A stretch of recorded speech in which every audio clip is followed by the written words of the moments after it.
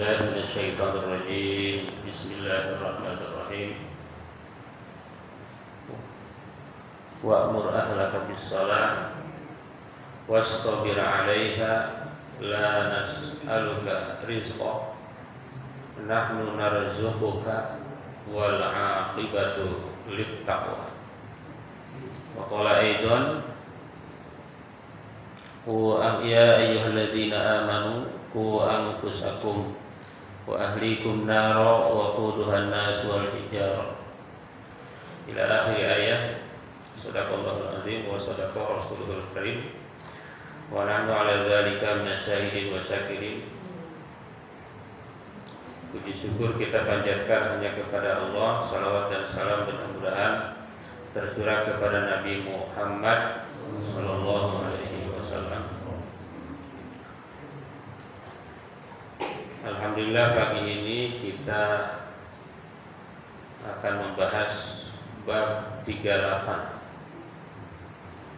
Ini bab 38, sementara bab Riyadhus Shalihin itu sekitar 200 berapa gitu ya? Berapa bab besar? Ada berapa bab Riyadhus Shalihin? Saya hitung itu mungkin sampai pensiun ya. Strategi biar nggak pensiun ya. Pak Haji Mulk. Kalau bab yang lainnya sedikit, ini banyak. Setahun saya amati paling aktif berapa?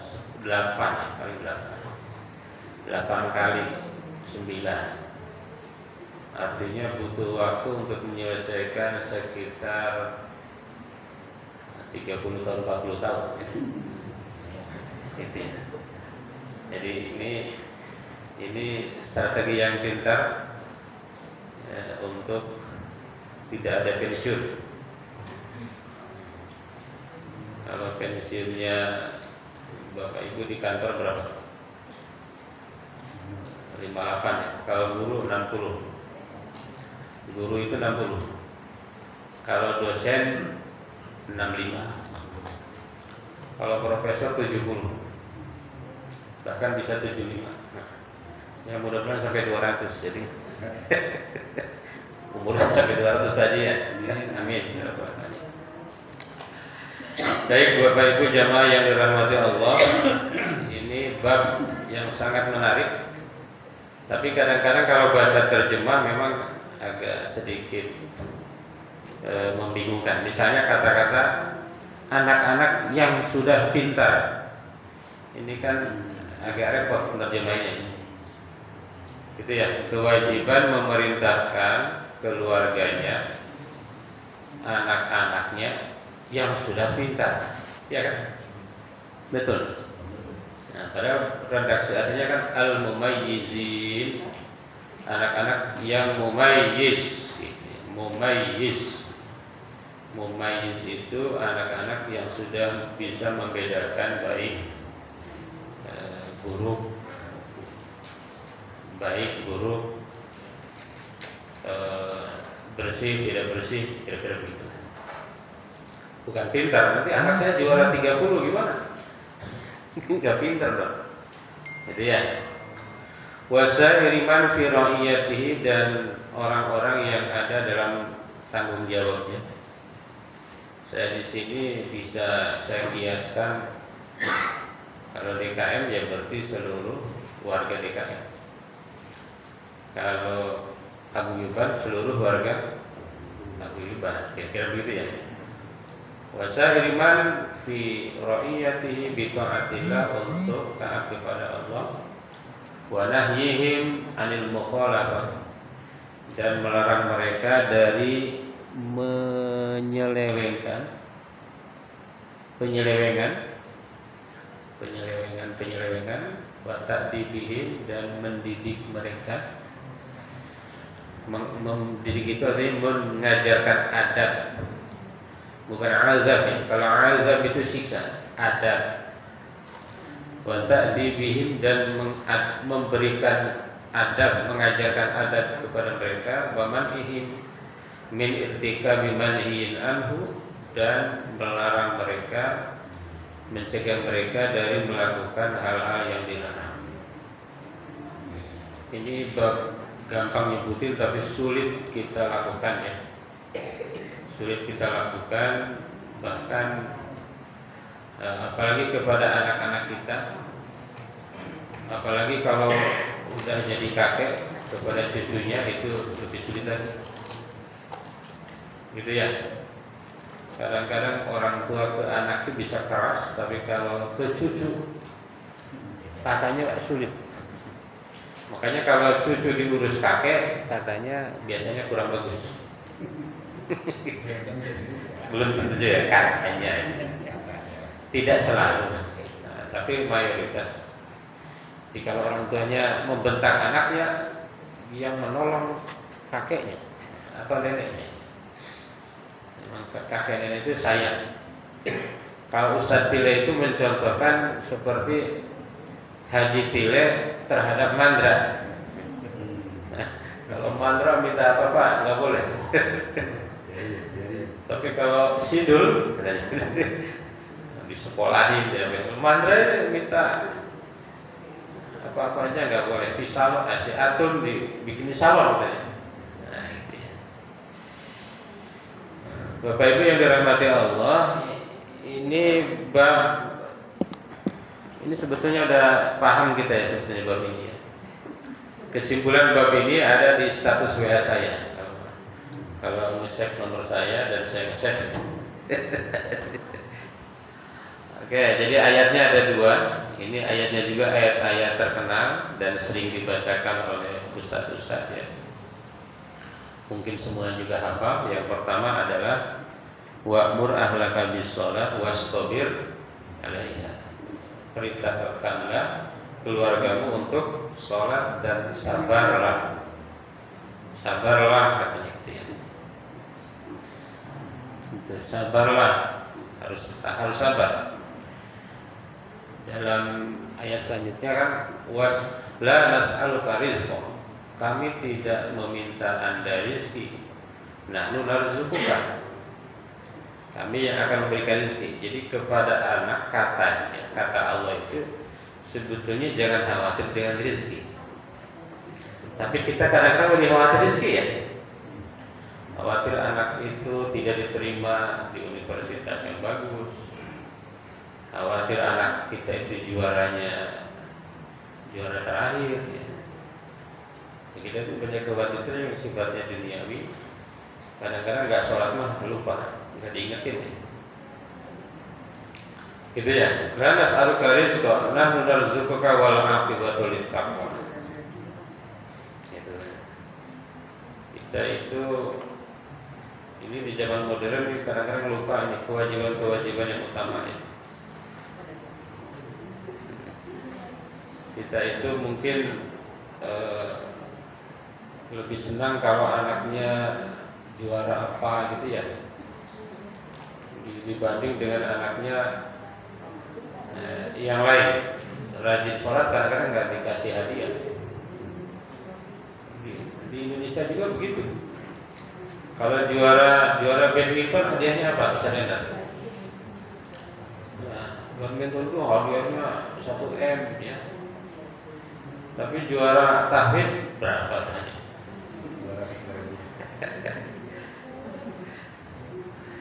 Saya kan keliling ke berbagai daerah ya. Kan suka ada prestasi non akademik, juara internasional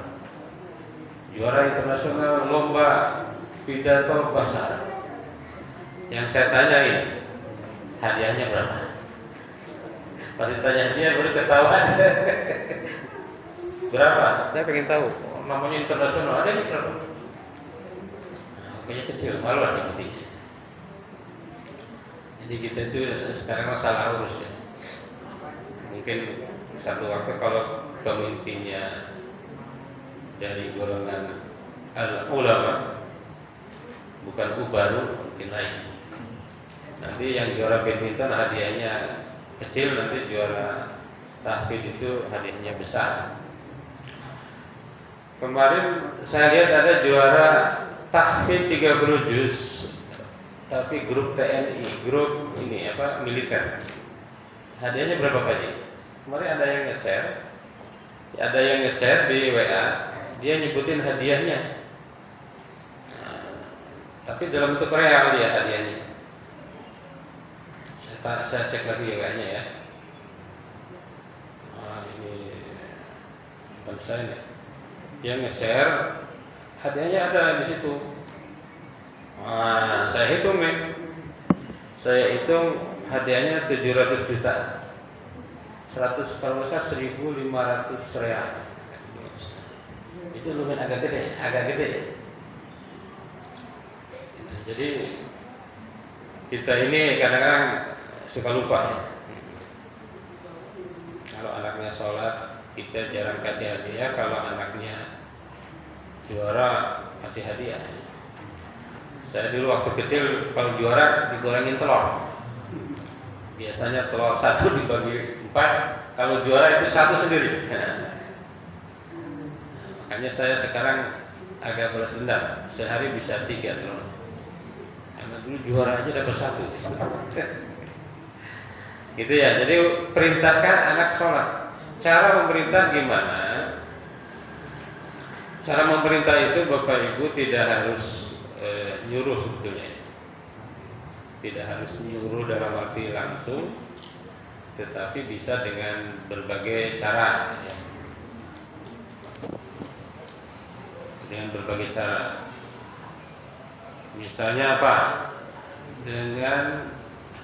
Dengan tadi kalau kamu sholat saya kasih ini. Nah, itu kan sebetulnya perintah. Yang kedua, ayat yang kedua adalah ya ayyuhalladzina amanu qu anfusakum wa ahlikum. Nah, wahai orang-orang yang beriman, jagalah diri kalian dan keluarga kalian dari api neraka. Disuruh dijaga kita dari api neraka, dan jangan hanya jaga dari kelaparan. Api neraka, maka dalam pendidikan juga ini termasuk pendidikan ya. Saya ingin sedikit singgung tentang ini ada TK, ada TPQ. TPQ dengan TK, kalau TK ada umumnya, ada agama, ada umum, ada TPQ. Saya amati perhatian dengan dunia yang berkaitan akhirat itu lebih kecil di mana-mana. Misalnya di TK anak saya itu berapa ya SPP-nya? Saya nggak pernah tahu berapa. Rata-rata TK berapa? Paling murah 250 ya mungkin ya. Tapi TPQ masih 20. Gimana? Saya bilang ke istri saya, ini taikin, takut pada nggak datang. Harusnya kalau TK 250, TPQ 500. Bisa gitu. Nah, ini harus dicontohin oleh Pak Ajib ya. Nanti TK di sini nggak? Nah, kalau TPQ, kalau di TK 250 di sini harusnya lebih mahal. Itu di antara perhatiannya. Salah satu cara menjaga dari api neraka. Kalau TK 250, TPQ 20 ini saya khawatir tidak melaksanakan ini. Khawatir. Kalau saya di pesantren udah bisa, udah melaksanakan itu. Kalau di sekolah SPP misalnya 300, pesantren itu 21 juta. Alhamdulillah betul. Jadi pesantren itu saya lihat itu biaya pesantren itu sekian kali sekolah biasa. Berarti jangan-jangan dan sudah menerapkan ini. Ku anfusakum wa ahlikum nar. Ya, jadi berbagai cara ya. Jadi kalau sendiri sulit, terlalu sayang ke anak, pesantren aja. Kalau pesantren kan nggak bangun pagi. Ini ada yang pernah pesantren kan? Siapa itu? Nah, putranya Pak Tommy itu pernah pesantren kan? Kalau nggak bangun pagi gimana? Nah, itu diguyur tuh. Bisa guyur ya. Kalau salah-salah dikit kerudungnya pakai bendera. Anak saya waktu saya tengokin, kenapa pakai bendera? Tanya, ini satu kelas ada pelanggaran apa? Tidak jaga kebersihan dan sebagainya. Bapak Ibu jemaah yang dirahmati Allah, ini bab ini kalau saya baca penjelasan yang lain ya, ini adalah bita'atillah, ini taat kepada Allah ini apa, imtisalu amrihi wa nahyihi ghairul ibadah wal qurban. Jadi ada 3 hal yang harus kita perintahkan ke keluarga kita. Yang pertama adalah taat kepada Allah. Misalnya apa? Misalnya taat kepada Allah itu diantaranya Allah melarang malas. Itu juga perintah. Selain itu apa? Allah melarang banyak sekali. La yasraqabu minkum, merasa hebat. Allah melarang suudzon. Itu bagian dari taat. Allah melarang apa lagi? Oh, banyak sekali larangan. Allah melarang membuat kerusakan. Banyak dalam Quran itu larangan. La yasraqabu minkum asa ayyakunu khairum minhum. Wala nisa'u min nisa'in asa ayyakunna khairum minhunna. Wala tamizu anfusakum wala tanabazu bil alqab bi'sal ismul fusuqu ba'dal iman, ismul fusuqu ba'dal iman, wa man lam yatub fa ulaika humuz zalimun. Enggak boleh saling ejek. Kecuali udah biasa. Kalau daerah sini kan suka ada nama-nama selain nama asli ya di sini ya. Nama-namanya kok kalau orang nggak biasa itu penghinaan tuh. Misalnya dulu itu ada namanya siapa yang sudah pakai sini sana? Enggak, yang dulu kerengannya itu dulu awal-awal tuh. Kobra. Padahal namanya bukan kobra, namanya kobra. Nah itu nggak tahu boleh nggak tuh. Tapi kalau udah biasa boleh kali. Kalau nggak sakit hati. Yang kedua selain taat itu ibadah. Yang harus kita perintahkan tadi sholat, zakat, puasa, apa lagi? Haji, kalau mampu. Yang ketiga adalah korban, mendekatkan diri kepada Allah. Wa nahyihim 'anil mukhalafah wa ta'dibihim wa man'ihim min tirkabi manhiyin anhu. Dan melarang melaksanakan hal-hal yang dilarang. Di sini dijelaskan ketika yang dilarang itu hal-hal yang haram itu wajib. Tapi ketika yang dilarang itu hal-hal yang makruh itu sunnah. Yang makruh itu apa? Merokok makruh aja. Merokok itu makruh apa haram? Ya tergantung organisasinya. Kalau NU itu haram, makruhnya banyak. Ada yang mengatakan wajib. Karena kalau tidak merokok dia tidak berpikir. Saya punya teman kalau nggak ngerokok itu nggak bisa mikir. Jadi merokok itu adalah jadi pas ada beliau itu pasti siapin rokok, siapin 1 pak, karena kalau tidak dipakai rokok dia ada yang haram. Keluarga saya termasuk perokok. Cuma saya bilang rokok itu haram, dia tidak beli gitu maksudnya. Kadang-kadang mendingan nggak makan daripada nggak merokok. Menurut saya itu haram, golongan haram. Kalau saya pribadi ya, tidak berbasis pendapat.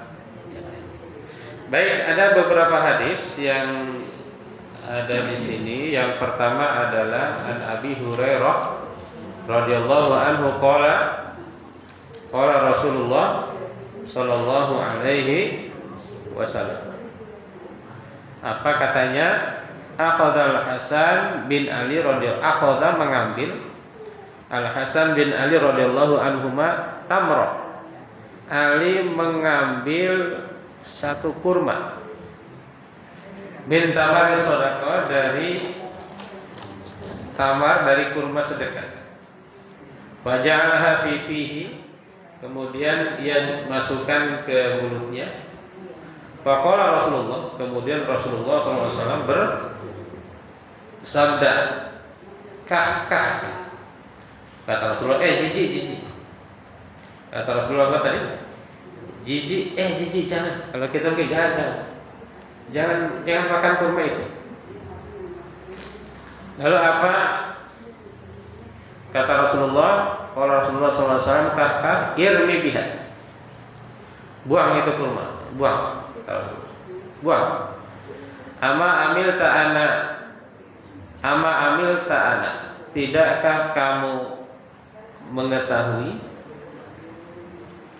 anna la na'kulus shadaqah, bahwasanya kita itu tidak dibolehkan makan harta sedekah. Ini jadi ada hukum Nabi itu tidak boleh dapat sedekah. Nabi itu tidak boleh dapat sedekah. Kalau kita boleh ya. Kalau sedekah boleh, kalau zakat tergantung kita masuk golongan asnaf enggak. Termasuk kemarin rame zakat masuk MBG. Boleh enggak? Nah, kalau yang dapat MBG-nya 8 asnaf boleh. Innamas shadaqatu lil fuqara'i wal masakini, bukan masa lalu ya, masakini wal amilina 'alaiha wal mu'allafati qulubuhum wal gharimina wa fir riqabi wa fi sabilillahi wa ibnis sabil faridatan minallah wallahu wasi'un alim. Apalkan ayatnya? Apa ayatnya apa? Apa belum? Apa hampir? Hampir apa? Hampir. Kalau belum hampir. Coba kita, Quran itu diantara yang tidak akan rugi kalau kita baca ya. Kalau ibu-ibu udah bingung nih, duit ada, mobil ada, motor ada, apalagi nih? Nah, ini nggak paling Quran aja. Sampai kita selesai, jangan-jangan belum hafal. Sanggup nggak hafal Quran? Pokoknya kalau nggak hafal Quran itu banyak keajaiban yang didapat. Kalau nggak percaya, buktikan. Betul Pak gitu ya? Insya Allah.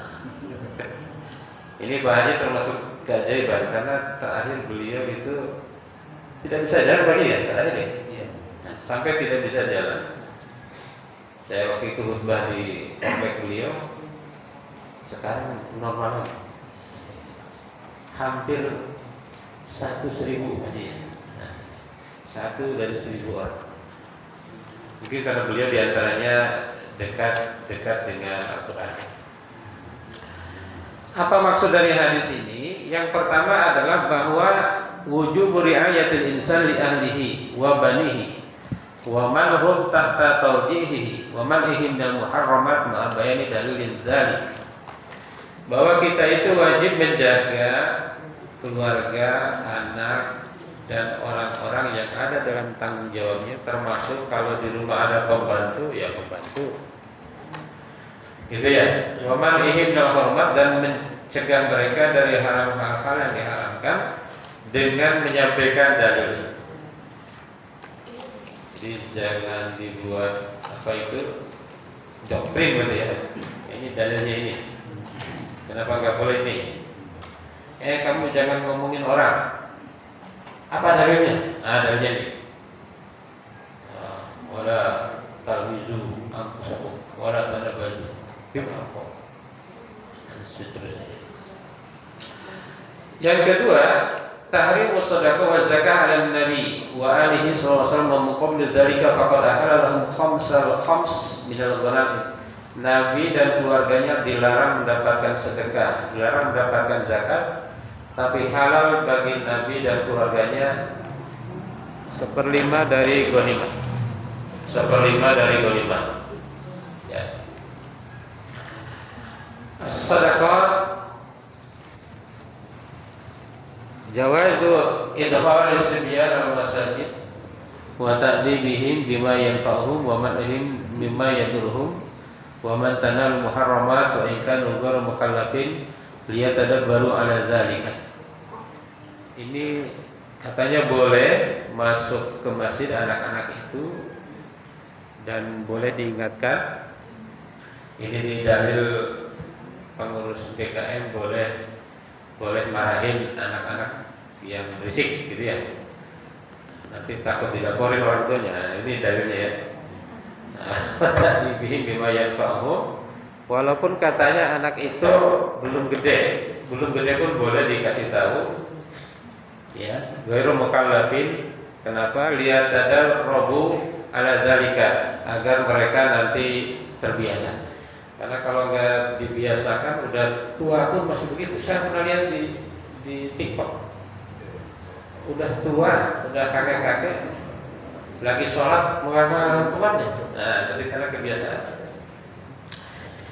Istijabul i'lam bisababin nahyi waz-zajr. Istihbabul i'lam bisababin nahyi. Jadi kalau kita ngasih tahu itu disunnahkan menjelaskan ya. Jadi jangan pokoknya ini dalilnya. Yang selanjutnya jawazu mukhatabat man lam yumayyiz liqasdi isma'i man yumayyiz. Boleh kita kasih tahu anak yang belum tamyiz, belum mumayyiz tadi.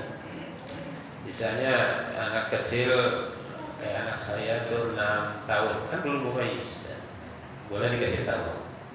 Mau dengar mau enggak ya urusannya. Boleh, ini enggak boleh. Ini boleh ya, boleh. Istihbab wa istihdam alladhi al-ma'qulul mukhatab li'annahu bab hadisun nas ala qadri uqulihim. Sebaiknya kalau kita menjelaskan itu sesuai dengan levelnya. Kalau anak-anak berarti ngomongnya seperti ngomong ke anak-anak gitu ya. Kalau ke dewasa seperti ke dewasa beda lagi. Itu ya, jangan disamain ke anak-anak dengan seperti ke orang dewasa. Ini yang sulit ini. Itu hadis yang pertama. Hadis yang kedua adalah wa Nabi Habs Umar bin Abdi Salamah Abdullah bin Abdul Asad Rabib Rasulullah SAW qol kuntu gulaman fi hajri Rasulullah SAW wa kanat yadi tatishu fi safa faqala li Rasulullah sallallahu alaihi wasallam ya gulam samillah ta'ala wa kul bi yaminik wa kul mimma yalik fa mazalat tilka hikmati ba'd muttafaq. Ini langsung ke ini aja ya, ke matanya aja. Wahai gulam, ketika masih kecil saya berada di yayasan Nabi. Wahai gulam, wahai nak, samillah. Apa samillah? Bacalah bismillah. Sami, sebutlah nama Allah. Wa kul bi yaminik, makanlah dengan tangan kanan. Kul, yang kul, kalau kul itu katakan. Ini kul pakai kaf. Kul bi yaminik, makanlah dengan tangan kananmu. Terus wa kul mimma yalik, dan makanlah dari apa yang dekat padamu. Nah, fi mazalat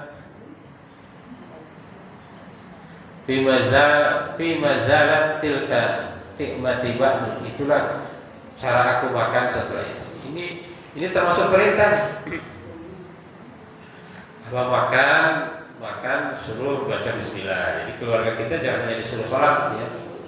Makan disuruh baca bismillah. Makan pakai tangan kanan, kecuali yang tidak mungkin ya. Kalau yang tidak kan nggak bisa. Dan makan yang dekat-dekat. Apalagi kalau makannya jamaah, suka ada tuh satu tempat makannya di sini, dia mampu di sana duluan. Itu kan buat biji orang. Mungkin ada lagi tuh, kalau lagi makan gitu kan suka ada makan sini, turun lagi. Nah itu nggak boleh. Apa maksud daripada hadis ini? Hadis ini maksudnya adalah wujubu tarbiyatil aulad ala adabil Islam fil aqli wasyarab wa naum. Kita harus mendidik anak bukan hanya dalam sholat, karena dalam makan, dalam minum, dalam tidur, gitu ya, dalam berbicara. Kalau di kita itu kan ada ada kasar, ada tidak kasar. Kalau di Arab mungkin nggak ada ya kata-katanya kasar, tidak kasar. Kalau di kita kan kata-kata itu ada tingkatannya, apalagi di Sunda. Ada dahar, ada madang, ada tuang, ada neda. Ya, banyak. Nah itu ajarkan. Di Arab kan aku aja makan. Min adabi ta'fisat tasmiyatullah al-aklu bil yamin an ya'kula min jihatihi wa la ya'khudh ta'am min jihati man ya'kul ma'hu. Ya, apalagi kalau asal ngumpul ini, kalau makan kalau tidak dipakai piring dia nggak boleh ngambil belakang orang. Istijabatu sahabat li taujihin nabi wa thabatihim ala hadi. Nah ini hadis ini menjelaskan kalau para sahabat itu apa yang disampaikan Nabi itu pasti dia lakukan. Fihi fadilatul li Umar bin Abi Salamah radhiyallahu anhu limtithalihi amra Rasulullah sallallahu alaihi wasallam wa muwadzabatihi ala muqtada wa sabatihi ala sunnah. Ini kisah Umar bin Abi Salamah, dia apapun yang dilakukan diperintahkan oleh Nabi dia lakukan. Seperti dulu kalau saya waktu kecil begini, kakek saya bilang gitu, ayo makan di sini. Kalau sudah makan di sini, jangan makan di rumah. Nah itu bagus juga. Saya masih ingat. Itu dalam hadisnya nggak ada nih. Ya. Cuma adab-adab yang begitu itu mungkin harus disampaikan juga kepada anak-anak. Sudah 32 menit, saya kira cukup. Nanti yang lainnya dibaca, Bapak Ibu ya. Silakan bagi barangkali ada yang ingin disampaikan, ditanyakan agar apa namanya lebih berkembang. Bapak Ustaz. Terima kasih kepada Ustaz Profesor Dr. Rasman yang telah menyampaikan kitab Riyadhus Shalihin bab 38. Jadi ketika saya kemarin mendapatkan informasi dari Pak Hadi, itu diartikan bahwa di terjemahan yang kitab yang dimiliki Pak Hadi itu mengartikan bahwa kewajiban menyuruh keluarga anak yang sudah pintar dan orang yang berada dalam kekuasaannya untuk selalu taat kepada Allah dan mencegah mereka dari penyelewengkan kewajiban mendidik dan melarang mereka dari perbuatan maksiat. Namun ketika saya tanya ke Google, itu artinya berbeda lagi sesuai dengan yang disampaikan Ustaz tadi, bahwa kewajiban memerintahkan keluarga putra putri yang sudah berusia tamyiz dan semua yang ada dalam tanggung jawabnya agar taat kepada Allah, mendidik mereka serta melarang mereka durhaka dan melarang berbagai larangannya. Baik, tadi sudah disampaikan kita untuk taat kepada Allah, kemudian kita lebih mendidik kepada anak kita, baik mulai dari sholat, kemudian ketika makan harus membaca bismillah terlebih dahulu dan menggunakan tangan kanan.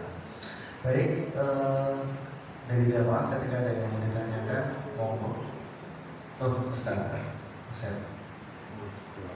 Nah, Ustaz. Ya. Baik. Assalamualaikum warahmatullahi wabarakatuh. Waalaikumsalam. Terima kasih Mas Sidik, Pak Gensi, dan juga Muhammadin, Pak DKM, Bapak semua. Pak, terkait dengan masalah bab ini 38, ya kan kita bagaimana sebenarnya cara mencontoh kepada anak-anak kita, karena kan biasanya kita kalau mencontoh itu kan asal asal menyuruh aja tanpa melihat bagaimana caranya untuk menyentuh hatinya gitu. Kalau kata Ari Lasso kan ada kupat tuh, sentuhlah dia dekat di hatinya gitu kan.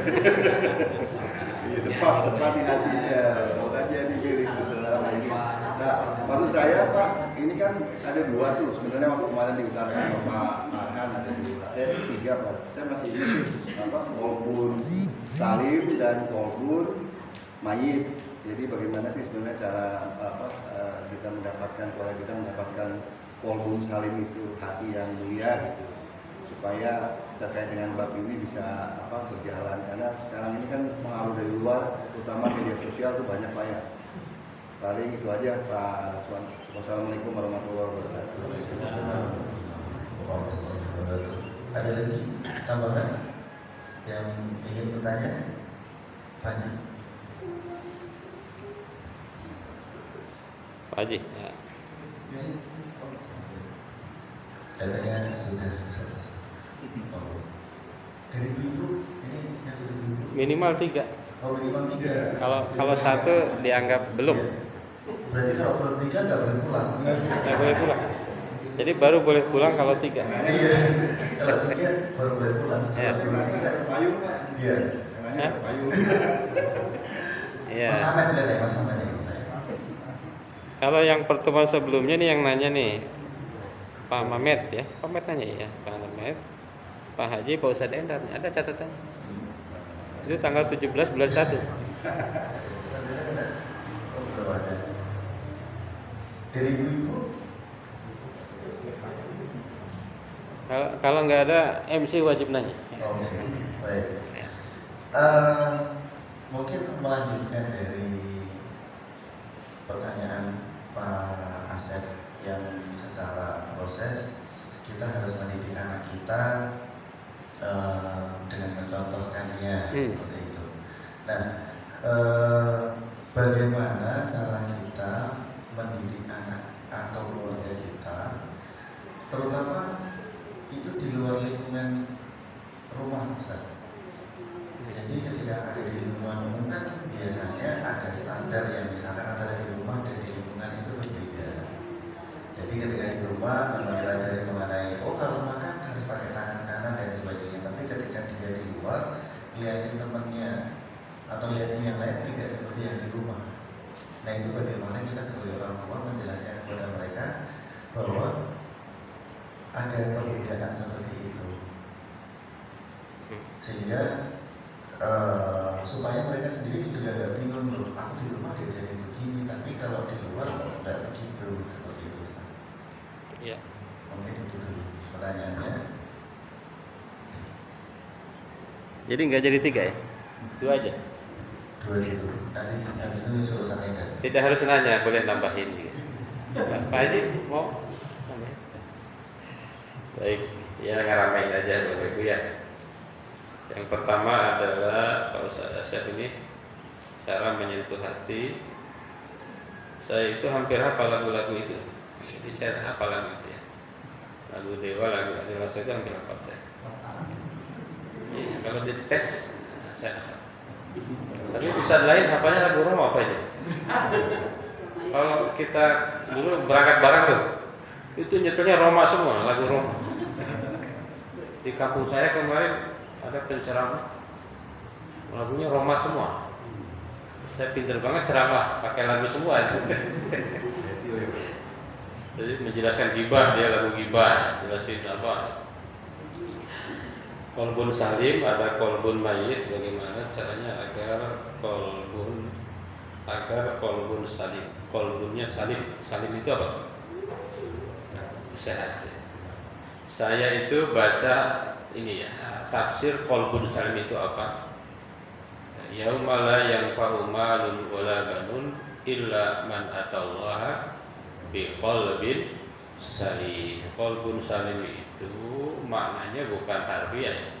Kolbun salim itu pertama tidak syirik.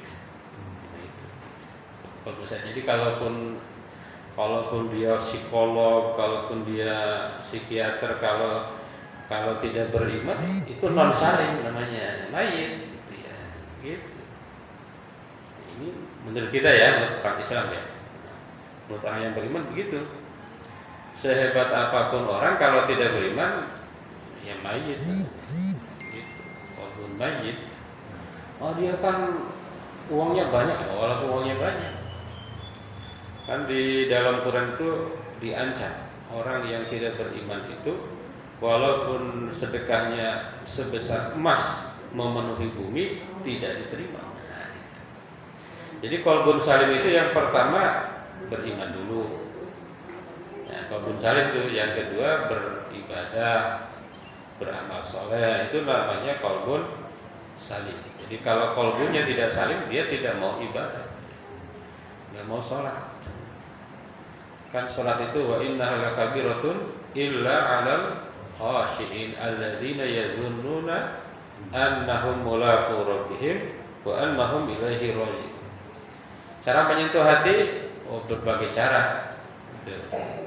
Cara tradisional, cara modern. Tapi cara yang paling tinggi itu qudwah hasanah. Apa itu? Memberikan contoh. Maka kalau bisa masyarakat ini menentukan Bapak. Teman-teman tadi kata Pak Ustaz Siddiq ini menentukan anak kita. Maka kita ini tepat nggak tinggal di Villa Gading? Kalau Villa Gading ini lingkungannya bagus, tepat. Karena lingkungan itu sangat mempengaruhi. Teman-teman itu sangat mempengaruhi. Maka kalau berteman harus berteman dengan orang-orang baik. Karena itu akan mempengaruhi. Bergaul dengan pandai besi, maka dia akan bau besi. Walaupun dia tidak ikut pandai besi, tapi bergaul dengan tukang minyak wangi akan kena wanginya dikit, gitu ya. Nah ini bagaimana menyentuhnya tadi dengan kedua hasanah. Yang kedua pembiasaan. Pembiasaan itu berarti ini dengan ya terima nggak terima sholat.